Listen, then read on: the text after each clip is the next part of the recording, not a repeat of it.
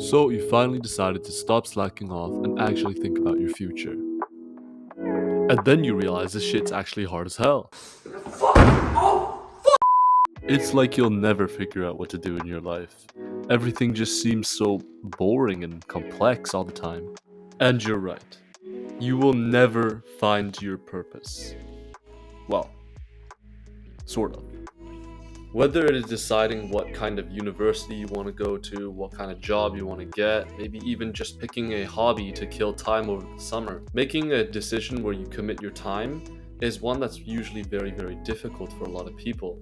I mean, after all, what happens if you wasted all that time for nothing and it ended up being a bad decision? Or what if you fail? What if people laugh at you?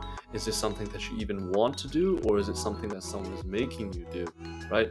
There's so many ideas and limiting beliefs that are in your head that, well, keep you in this loop of constantly thinking and never actually committing to anything. And so you can see how it's very easy to overthink on these significant decisions and very easy to struggle with committing to these decisions because of how high stakes they are.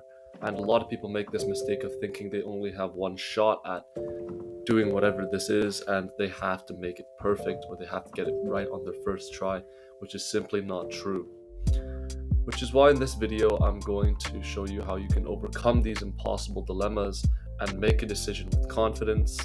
By the end of this video, not only will you know your next steps, but I'll also include a way for you to ask me direct questions and get personalized advice from me at the end of this video.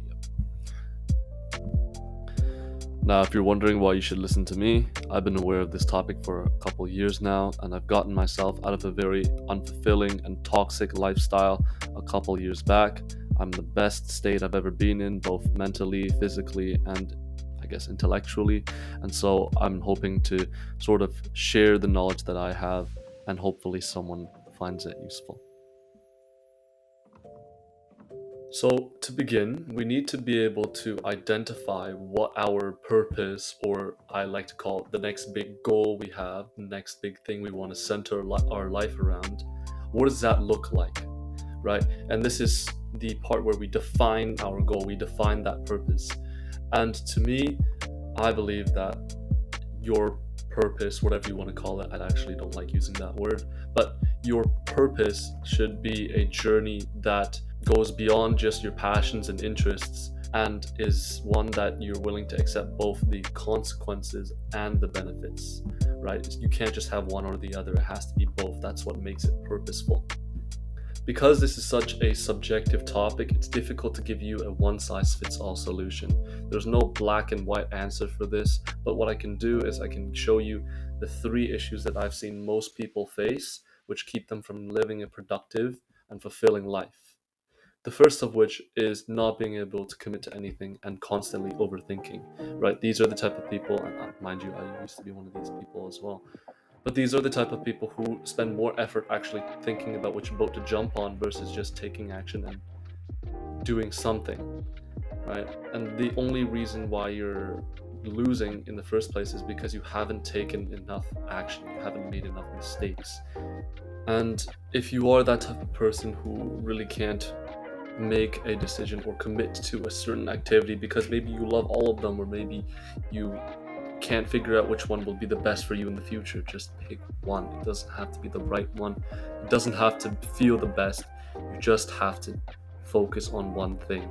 Because, for example, if you are struggling to balance between getting good grades in school, working out, playing sports, or going out with friends, just pick one to focus on. And it doesn't mean you have to eliminate everything else, but that one purpose, that one goal that you center your life around should take up 80% of all the time and all the effort that you put in your day. The reason why I say that you should at least start doing something right away is because at least this way you're making progress towards something that you have mild interest in and you're being productive versus stressing about choosing the best activity or the best path to go towards and beating yourself up for not having any results to show for all your time thinking. And so once you get past that stage of being too scared and being paralyzed from overthinking about what you should be doing, you're now going to be in this stage where you're taking action, but you're really feeling the pain and the boredom of trying to get good at something completely new. And most of you guys have probably experienced this before, where you get really hyped up about something, but then maybe 1 week to 4 weeks later you end up switching to it something else, or losing interest in the activity that you thought would be very, very sick. And so if you're in this situation right now where you're kind of hopping from idea to idea or goal to goal, I suggest that you stick with one goal and just work on it for 3 to 6 months at a time, because the reason why a lot of people decide or feel the need to switch from hobby to hobby or idea to idea is because they don't see a number, or I should say, they don't see enough progress in what they're doing right now, which causes them to want to switch because they think that, oh, this is clearly not working. When in reality, most people have not spent enough time or effort to really make significant progress in the things that they want to achieve. And so it's very, very difficult to not see success in 3 to 6 months if you are indeed putting 100% effort into what you want to do. And that's literally how you get good and how you see progress, is putting effort and putting time in, right? If you put 3 to 6 months of effort and you're still not getting the results that you want, it's probably because it's a lack of effort.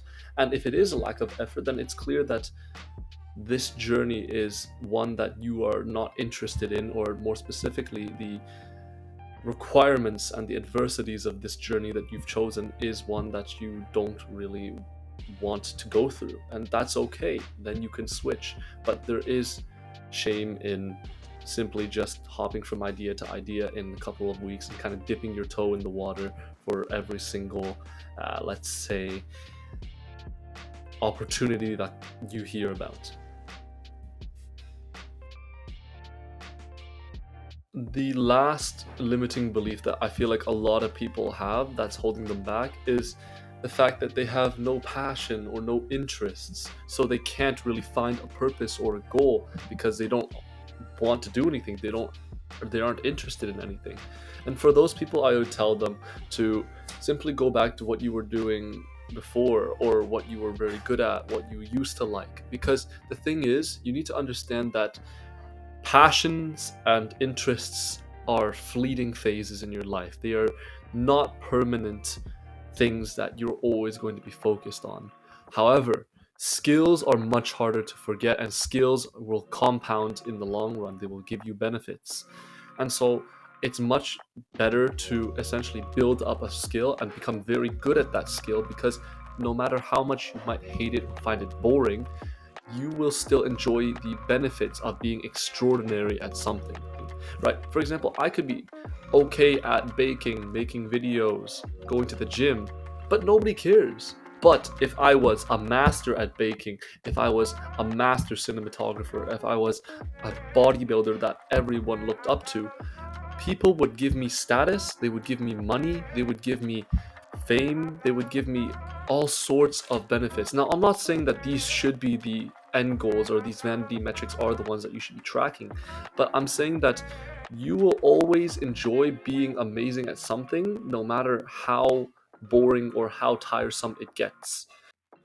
And so my point is, you don't necessarily have to absolutely love the purpose or love the goal that you're going to do, because the journey of getting to that point, the journey of becoming extraordinary, will eventually reward you with the satisfaction, the achievement, the benefits that you were always hoping to get. And so the reason why I say that you will never find your purpose in life is because there is no purpose to find. You are the purpose yourself.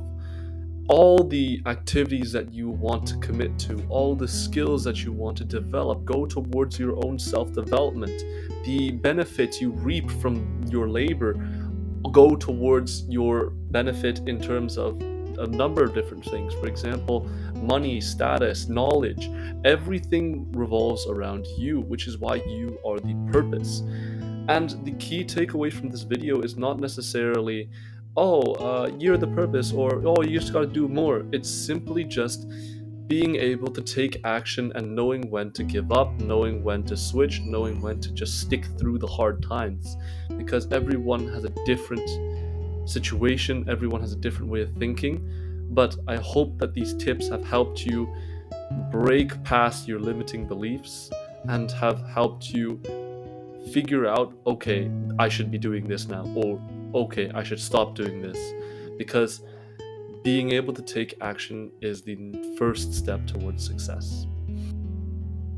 And of course, as I said in the beginning, I will leave you a way to contact me and get personalized advice from me directly. You simply have to email me. I'll link it down in the description and you can ask me anything you want.